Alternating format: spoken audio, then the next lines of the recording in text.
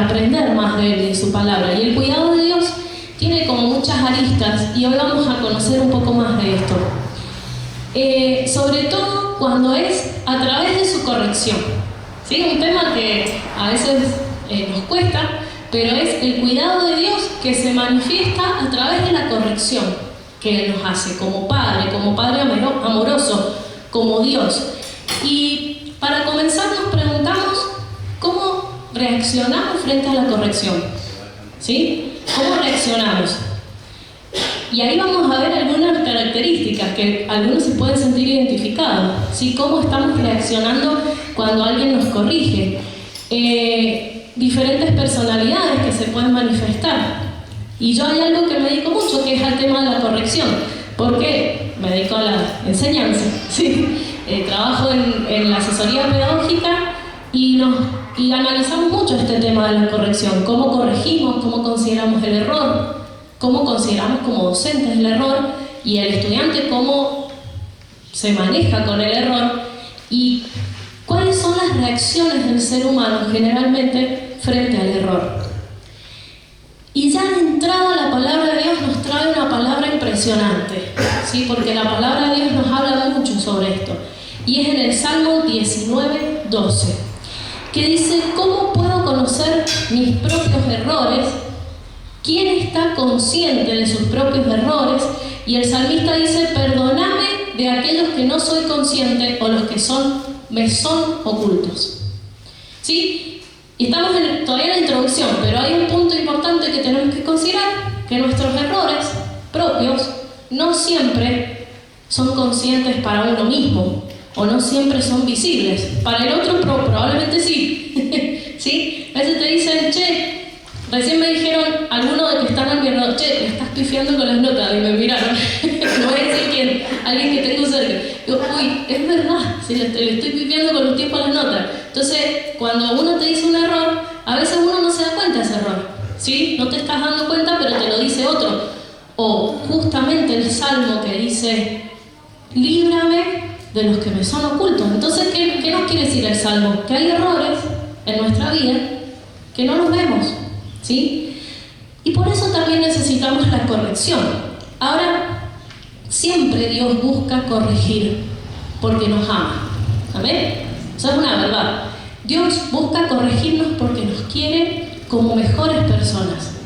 Y esa corrección es manifestación del amor de Dios, porque nos quiere librar de un peligro mayor. Y para esto, para este tema justamente quiero que recordemos la historia, un poco de la historia de David. Muy poquito, una parte específicamente. Ustedes saben que David fue rey de Israel, ¿sí? Un rey glorioso de Israel, con muchas virtudes, con muchos aciertos, con muchos logros, pero también tenía sus errores. David tenía sus errores.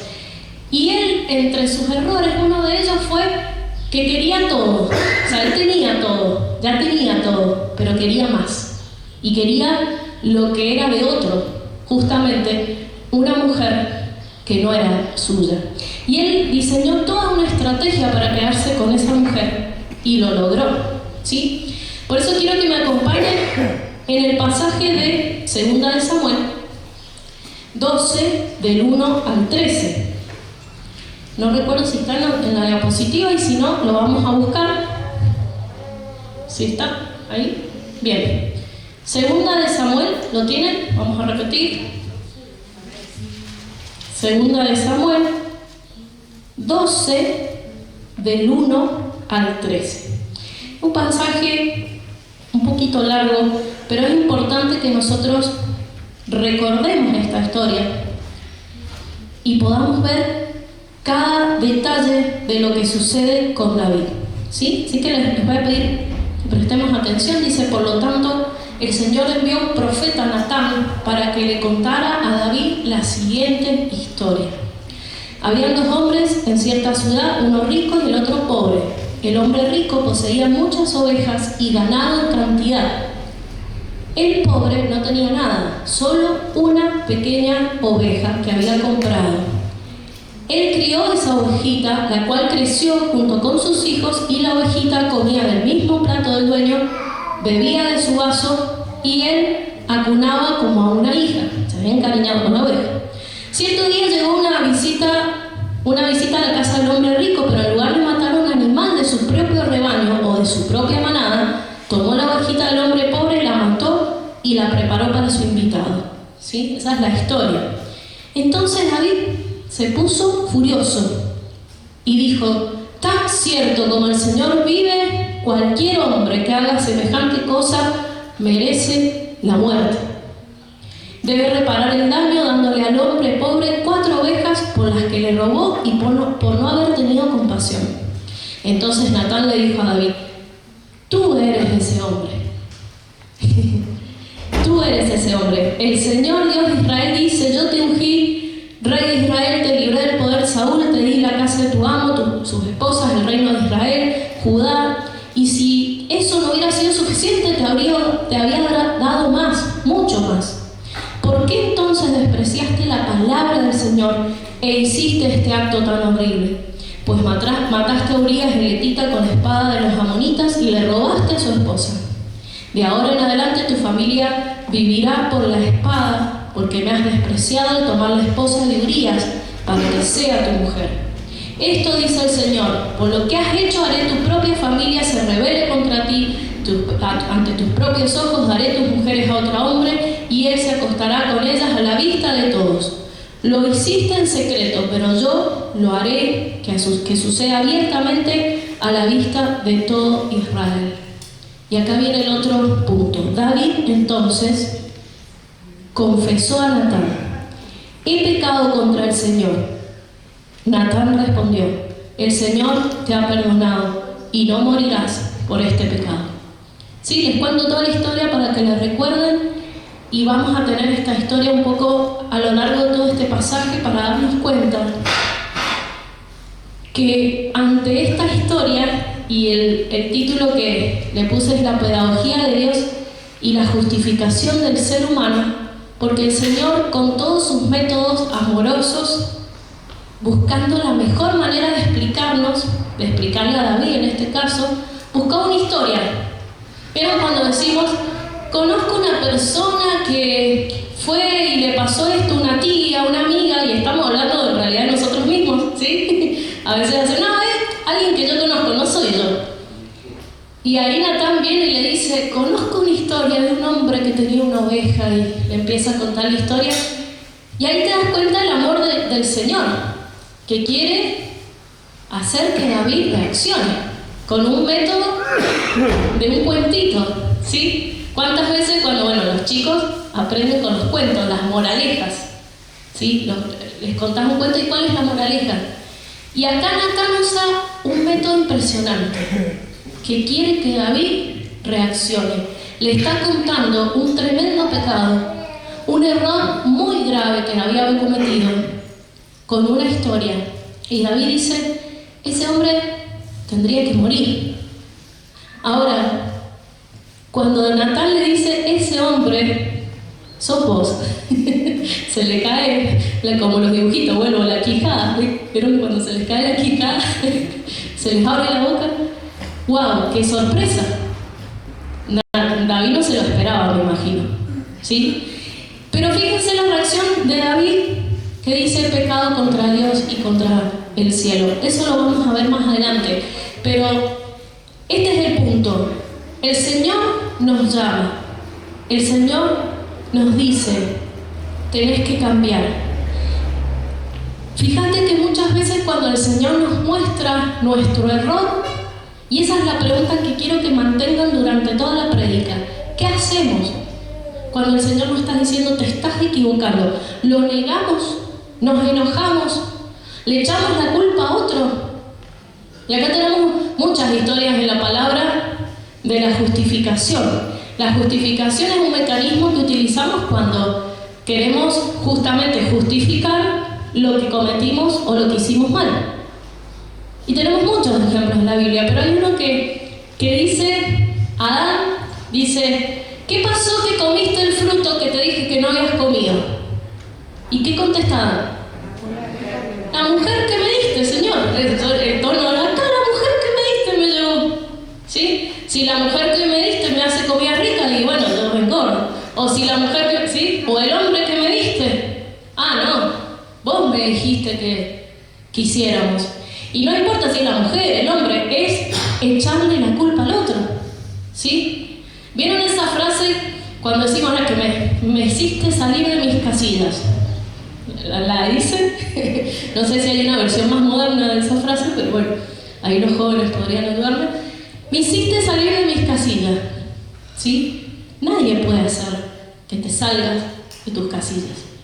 Eso es justificar nuestro error. Y acá Adán dice, la mujer que me diste me hizo comer del fruto. Entonces nos acordamos la enseñanza de Jesús cuando dice que muchas veces miramos la paja en el ojo ajeno y no la viga que tenemos en nuestro ojo. Es como muy metafórico, ¿sí? Es realmente, nos deja esta enseñanza tan buena en Jesús, decir, muchas veces estamos mirando eso que tiene mi hermano, eso que tiene el otro, eso que tiene el vecino, y no nos damos cuenta el problema que nosotros tenemos. Esta es una actitud frente a la corrección del Señor. Muchas veces, y este es el punto 1, muchas veces nos justificamos. La pregunta de nuevo es, ante la enseñanza de Dios, ¿cuál es nuestra conducta? Ante la corrección, ¿qué es lo que hacemos? ¿Negamos? ¿Culpamos a los demás?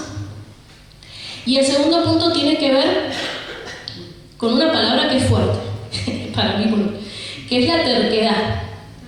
¿Les gusta la palabra? Feo. La terquedad, la corrección de Dios y la terquedad del ser humano.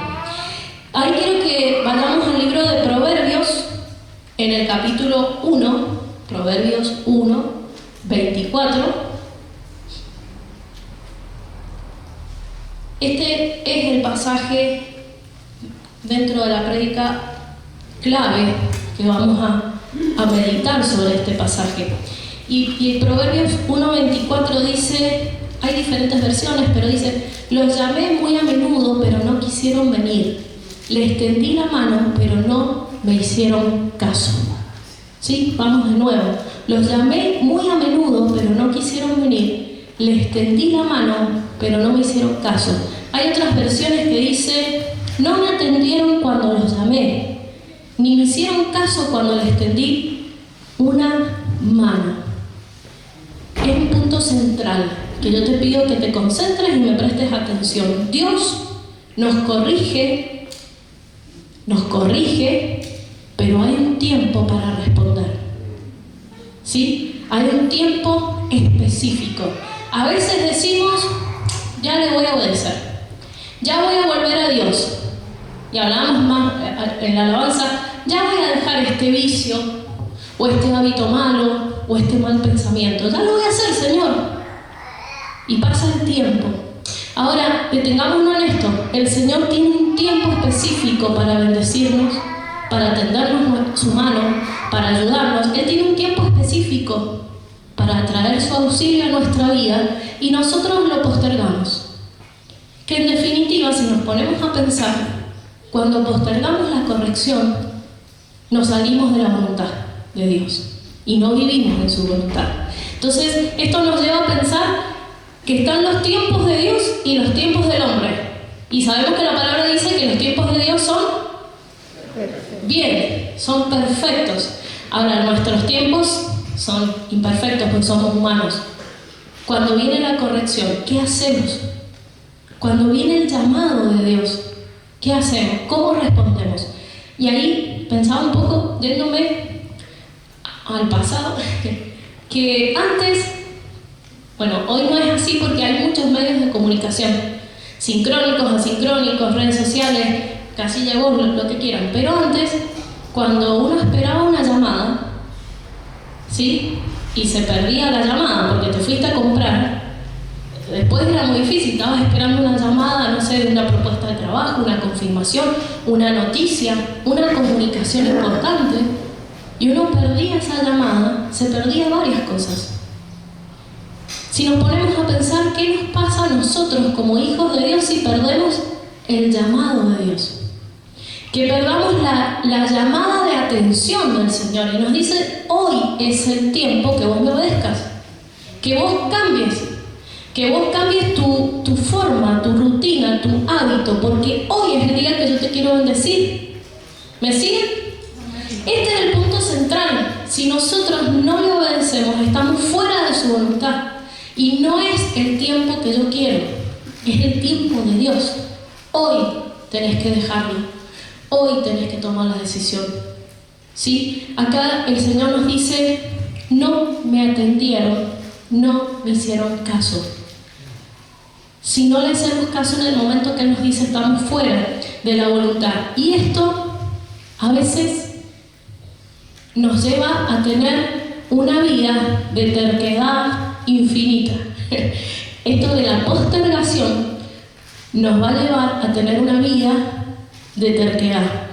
Hay como un ejemplo de una vaca, esa no es todavía el ejemplo, pero déjalo ahí, no es ese. Que una vaca va y se choca contra un cerco eléctrico y recibe una descarga eléctrica, y la vaca se enoja contra la cerca eléctrica y en lugar de alejarse, empieza a chocar más la cerca eléctrica. ¿Qué le va a pasar a la vaca? Se va a convertir en hamburguesa. Porque, bueno, obvio, la cerca eléctrica le da descarga, entonces la vaca, bueno, va a terminar con rulo, vamos a hacerlo.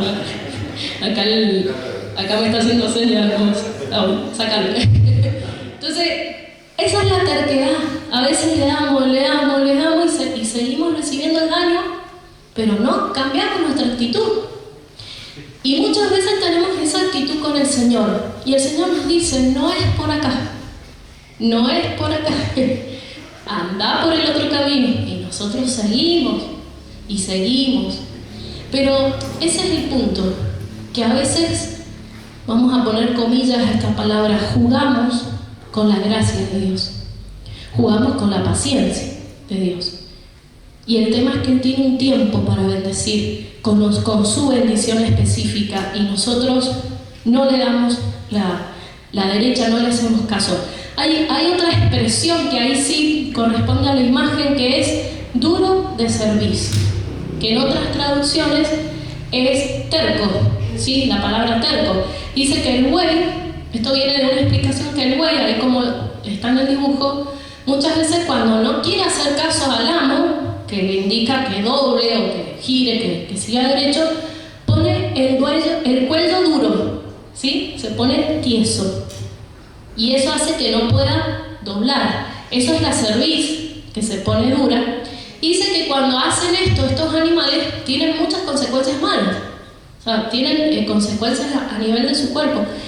Y justamente la palabra en Éxodo dice: me he dado cuenta de que este pueblo es terco o duro de cerviz. Nos damos cuenta que muchas veces podemos tener esta actitud nosotros. Dice, muchas veces nos mantenemos en esto de decir: Señor, no te quiero escuchar, no quiero leer la palabra, no quiero servirte. Y el Señor nos está hablando: tenés estos dones, estos ministerios, o tenés este vecino que tenés que hablar. Y no quiero, Señor, no quiero que me llames, no quiero, me pongo duro, terco. Y el Señor nos dice justamente en Proverbios 29:1: el hombre que reprendido endurece la cerviz será quebrantado, y no habrá medicina para él. Nos damos cuenta entonces que la terquedad tiene una consecuencia. No obedecer a Dios tiene sus consecuencias, ¿sí? Y esas consecuencias pueden ser... Las consecuencias de no obedecer son malas, pero también hay consecuencias buenas cuando le obedecemos.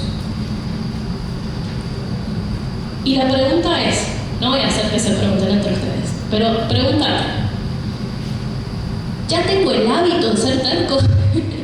¿La terquedad es un hábito? No, lo hago después. No, Señor, yo sé que vos me lo estás diciendo, y el día de mañana yo lo voy a hacer con todo mi amor. Yo te voy a servir, yo voy a volver, yo voy a obedecerte. Pero el tema que el día de mañana no es lo mismo para el Señor. Es hoy. Hoy es tu oportunidad. Cuando la corrección del Señor llega a nuestras vidas, tenemos que obedecer. No tenemos que postergar. El punto 3, la corrección de Dios y la astucia del ser humano. Y acá hay una palabra en Proverbios que es sagacidad, ser sagaz. ¿Saben lo que es? A mí me sonó rara, o sea, más o menos me imaginaba lo que era, pero lo tuve que buscar. Sagacidad significa tener astucia, agudeza mental, capacidad para comprender las cosas con rapidez o anticiparse a los problemas. ¿Por qué les hablo de esto? Porque en Proverbios 1:4 dice que si nosotros escuchamos la corrección, Él va a impartir sagacidad a los inexpertos. A nosotros, como seres humanos imperfectos, nos va a dar astucia, nos va a dar presteza, nos va a dar rapidez. ¿Cuántos de ustedes o cuántos sentimos que muchas veces en el día a día nos cuesta tomar decisiones? Nos cuesta ser rápidos y entender lo que nos está pasando, o no solo con nuestras vidas, a veces con lo que está pasando en general. Nos sentimos lentos, nos sentimos ensimismados, metidos en nosotros mismos, ¿sí? La sagacidad justamente es una palabra que nos dice el proverbio, que cuando obedecemos la corrección vamos a ser astutos, vamos a ser sabios. Y hoy en día, en el mundo que vivimos, necesitamos esa sabiduría. Necesitamos ser astutos. Necesitamos entender qué decisiones tomar. Necesitamos entender la palabra y la voluntad de Dios. Si nosotros respondemos a su corrección, Él nos va a dar astucia, nos va a dar sagacidad.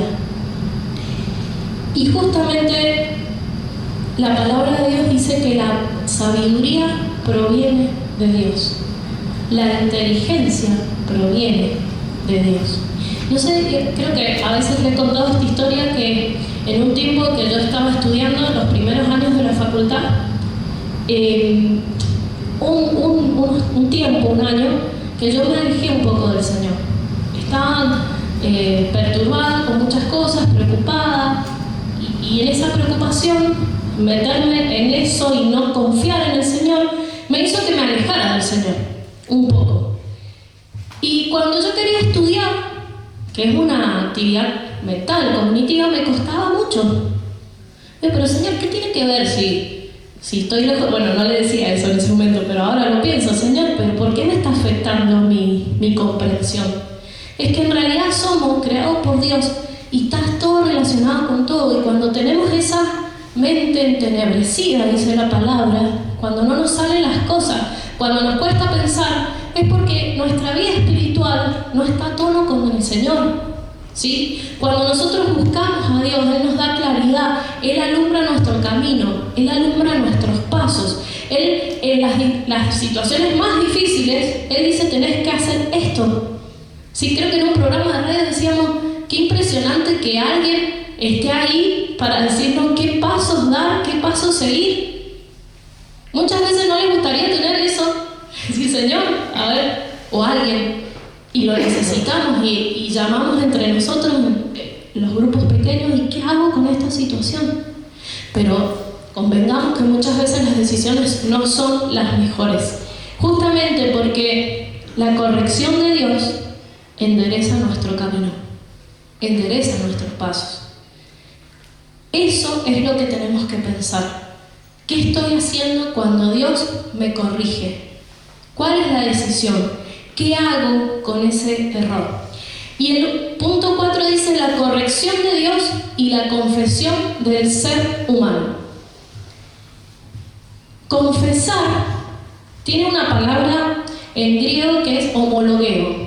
Más allá de eso, significa decir lo mismo que Dios dice. Y ahora lo vamos a ver con la historia de David. Fíjense que cuando Natán hace todo ese relato, ¿sí?, del hombre que tenía la oveja, la única oveja, y en realidad el hombre rico le saca esa oveja, y él se da cuenta que es él. ¿Qué hace David? ¿Qué hace David frente a esa situación? No, bueno, tampoco soy como ese hombre, podría haber dicho, ¿sí? No, pero yo lo hice porque tengo una explicación. Me robó el corazón. Puede ser una explicación de David que se quedó con Betsabé. O puede justificar, o puede culpar, ¿sí? Ahora, ¿qué hizo David frente a la profecía de Natán? ¿Qué hizo David frente a la corrección del profeta? Y dijo, en el versículo 13 dice, pequé contra Jehová. Y Natán dijo, Dios, perdona tu pecado. Pequé contra Jehová. ¿Qué le estaba diciendo el Señor? David, vos pecaste. David, te equivocaste. ¿Sí? Ahora, decir lo mismo que Dios dice es justamente lo que hizo David. David dijo, tenés razón, Señor, yo pequé contra vos. Eso significa confesar. ¿Sabían? Confesar es decirle a Dios, es aceptar su voluntad y es decir, Señor, lo que vos me estás diciendo, yo lo confieso y yo me doy cuenta y tengo que corregir mi camino. ¿Qué hubiéramos hecho nosotros frente a esa historia? ¿Cómo hubiéramos reaccionado? Y Proverbios 10, 17, porque vamos a pensar esto. El libro de Proverbios, en la riqueza infinita de la palabra de Dios, tenemos un libro que es un libro que está lleno de consejos. ¿Cuántos han leído Proverbios en algún momento? Levanten la mano así para más o menos saber. Entonces, tenemos el libro de Proverbios lleno de consejos de la vida. Cualquier tema que queramos entender, lo vamos a encontrar en Proverbios. Y este libro de Proverbios, que justamente es escrito por Salomón, el hijo de David, nos trae palabras oportunas como, por ejemplo, camino a la vida es guardar la instrucción, pero el que desecha la reprensión se extravía. La pregunta de nuevo, ¿qué hacemos cuando el Señor nos corrige? Dice que Él nos da un camino para que lleguemos a la vida. Camino de vida. ¿Sí? Entonces Él nos lleva a un camino y endereza nuestros pasos para preservar nuestra vida en esta tierra y para darnos una vida eterna en el futuro. Ahora, si nosotros no estamos considerando la corrección de Dios para nosotros, ¿cuál es el camino? El contrario. Y nos lleva a la muerte. Y la muerte es una vida separada de Dios. Es una vida sin Dios. Y muchas veces hacemos esta pregunta. ¿Se imaginan cómo sería tu vida sin Dios? Ya en esta tierra podemos imaginar que sería la muerte, ¿sí? Y una vida eterna sin Dios, incluso mucho más.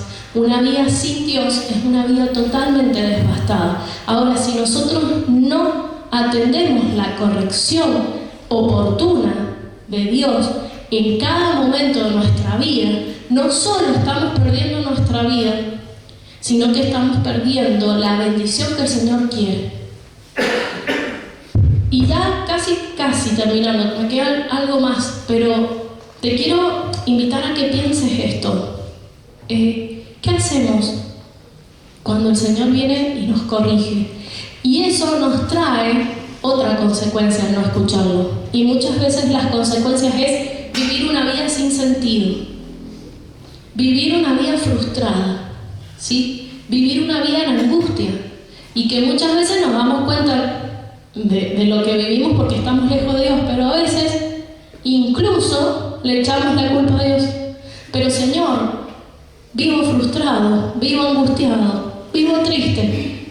Y el Señor te dice, pero es que yo te estoy marcando por dónde ir y vos no estás yendo por ese camino, estás yendo por otro. Y tenemos, como dicen, el tupé de echarle la culpa a Dios. Cuando Él nos está diciendo, bueno, pero es que vos estás yendo por otro camino. ¿Cómo estamos entonces atendiendo esa corrección?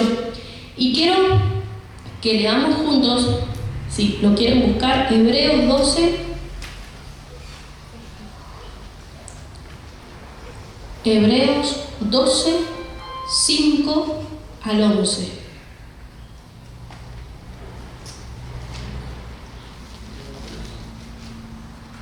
Dice su palabra: ¿acaso olvidaron las palabras de aliento con que Dios les habló a ustedes como a hijos? Él dijo: hijo mío, no tomes a la ligera la disciplina del Señor. No te des por vencido cuando te corrige, pues el Señor disciplina a los que ama y castiga al que recibe como hijo. Al soportar esta disciplina divina, recuerden que Dios los trata como a sus propios hijos. ¿Acaso alguien oyó hablar de un hijo que nunca fue disciplinado por su padre?